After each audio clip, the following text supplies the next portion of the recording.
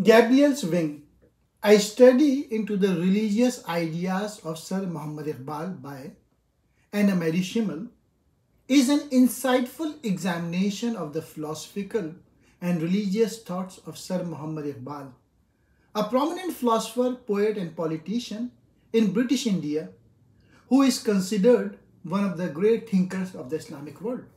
Here is the summary. Number 1. Introduction to Iqbal's life and work. Schimmel begins by providing a detailed account of Iqbal's life, including his upbringing, education, and the influences that shaped his intellectual journey. She highlights his exposure to Western philosophy and literature, as well as his deep connection to Islamic thought. Number 2. Philosophical Foundations.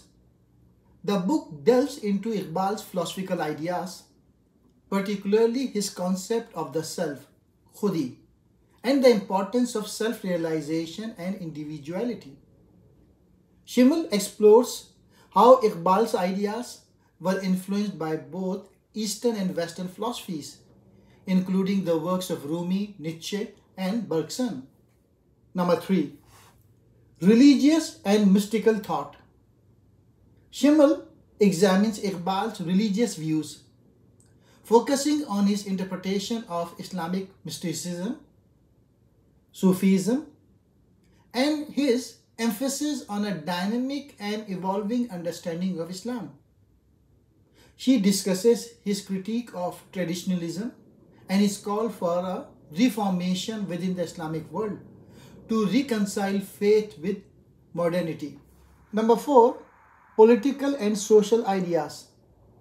The study also covers Iqbal's political thought, including his vision for a separate Muslim state and his views on the role of Muslims in a pluralistic society. Schimmel explains how Iqbal's religious beliefs informed his political activism and his ideas about social justice and equality. Number 5. Poetry and literary contributions. Schimmel analyzes Iqbal's poetry, which is a significant part of his intellectual legacy.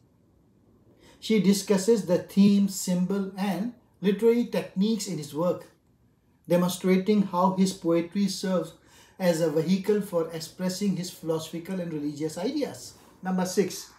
Legacy and influence. The book concludes with an assessment of Iqbal's lasting impact on Islamic thought and his influence on subsequent generations of thinkers and leaders. Schimmel highlights how Iqbal's ideas continue to inspire discussions about the relationship between faith, reason, and modernity in the Muslim world. Gabriel Wing is a comprehensive study that provides readers with a deep understanding of Sir Muhammad Iqbal's multifaceted thought. She offers valuable insights into the ways in which Iqbal sought to bridge the gap between tradition and modernity, making his work relevant to contemporary discussions about religion and society. Gabriel Wings by Annemarie Schimmel. This book is a study into religious ideas of Sir Muhammad Iqbal. This book simply shows Iqbal's view of the essence of Islam, that is, the 5 pillars of faith and the creed which is taught to every Muslim child. The influences that Eastern and Western thought have exerted upon Iqbal, positively or negatively, could not be left aside. Though it is not the purpose of our study to enter into details concerning his debt to European philosophy or the way he changed Western ideas according to his concept of Islam. Allama Iqbal's quest was to bring resurrection to the spiritual dead. As he says in the Jupiter Heaven in the Javednama, to tell his fellows of the infinite possibilities inherent in the words of the Quran, which as divine word opens ever new worlds before its readers. Rereading and studying Iqbal as I have continued during the time after Gabriel's wings appeared first, constantly opens new insights. At this very moment, studying the Javednama with my students at Harvard, we find with great delight expression in his poetry, which 25 years ago would have been taken as utopic and certainly not as relevant for humanity as they are now. I refer to the scene where Zinda Ruth is led into the presence of the sage in the sphere of Mars, who tells him about the use of what is now called solar energy. He speaks of the danger of air pollution, while the fast prophetess that was imported from Europe is a typical product of some ultra feminist movements and advocates the test tube baby. All topics that are now in the news every day. When Iqbal wrote these descriptions, they must have sounded utterly irrelevant to his readers. But the true poet can help to give the birth to the future while expounding the situation of his own time.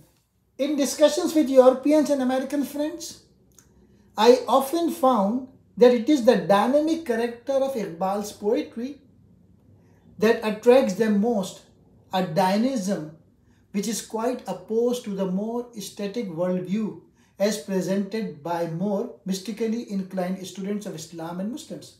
Iqbal's constant emphasis on the alternating stages of Khalwat and Jalwat, man's lonely, living discourse with God in prayer, and the manifestation in the world of what he has experienced in this dialogue is one of the central aspects of prophetic religion, contrary to the ideal of mystic who wants nothing but the dialogue of God and the soul. Allama Iqbal knew that life in this world can manifest itself only by the constant interplay of the positive and the negative pole.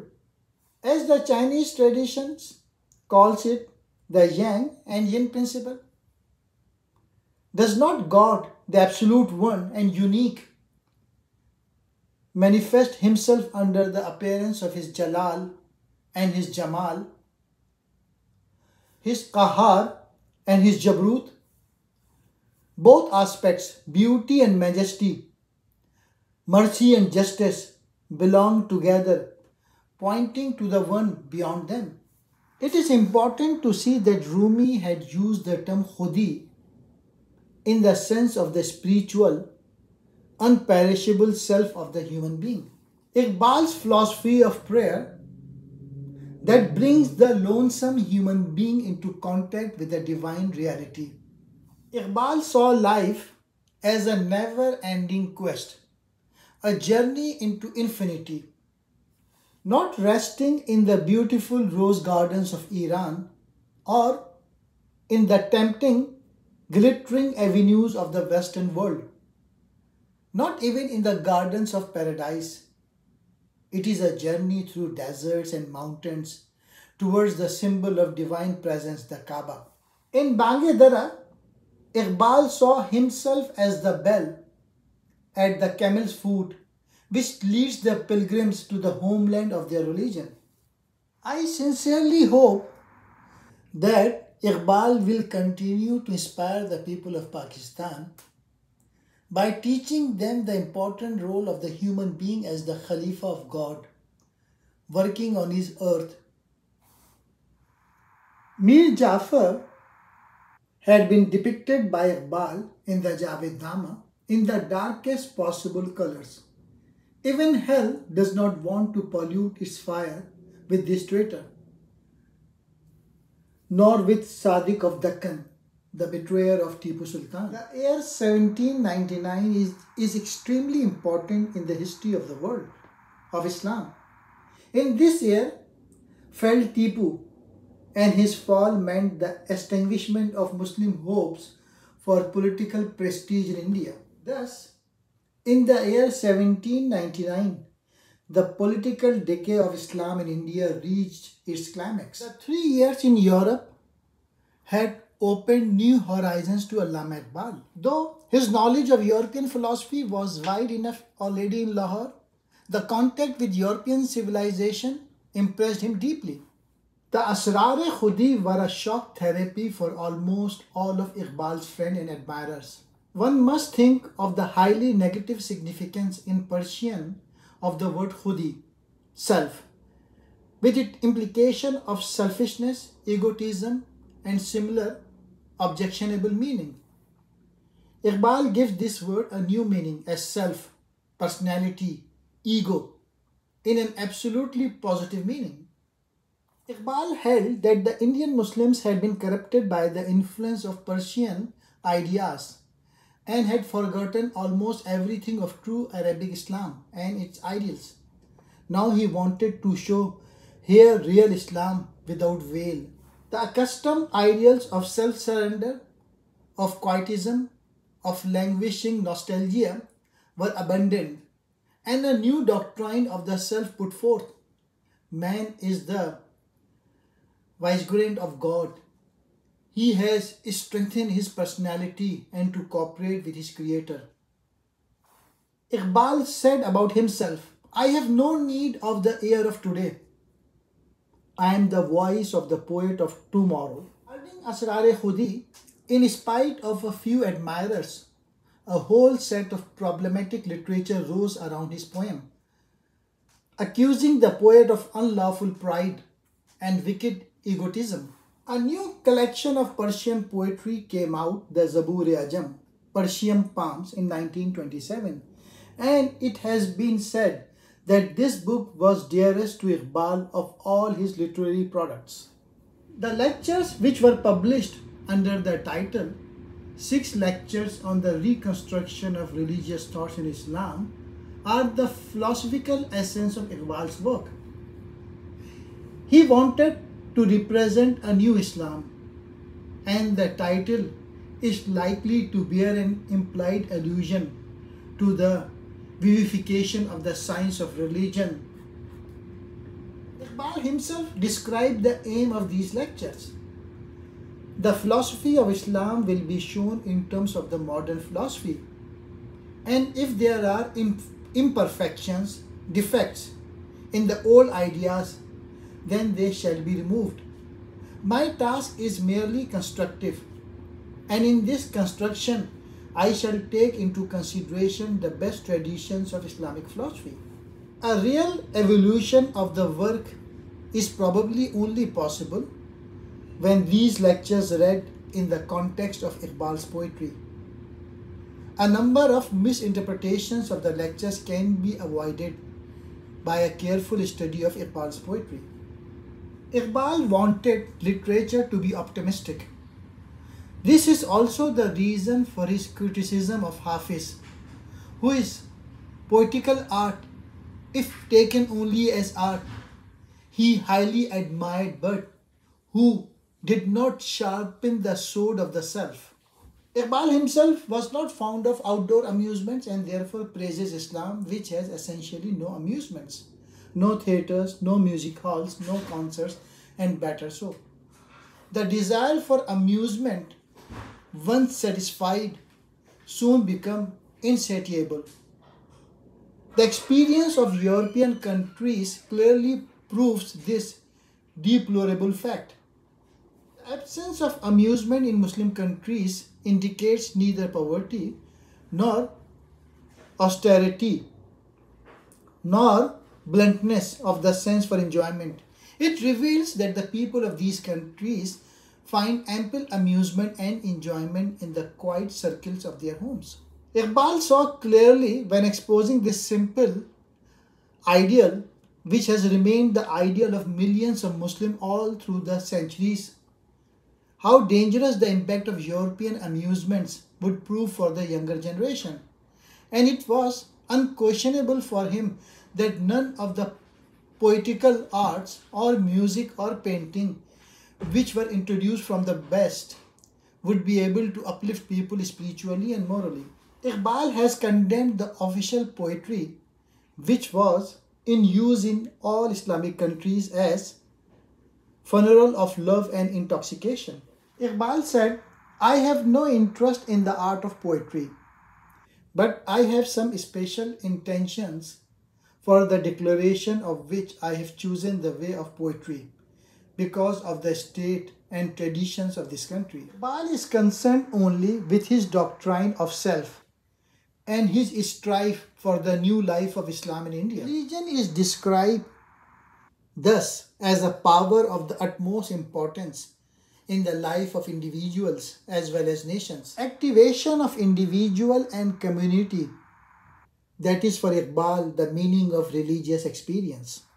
Iqbal said, I am sure that if the Holy Prophet would appear once more and teach Islam in this country, then the people of this country would not be able to understand the Islamic truth due to the existing conditions and behavior. Indeed, the situation of Islam in India had deteriorated very much. Life was spent mostly in the blind acceptance of accustomed symbols, which were taken erroneously for reality, a situation which led to the fundamentalism, whereas these symbols, be it the creed, be it the tradition about the life of the Prophet, had become void of their true religious significance. The task for Iqbal and his fellow reformers was to come to reinterpretation of the traditional symbols.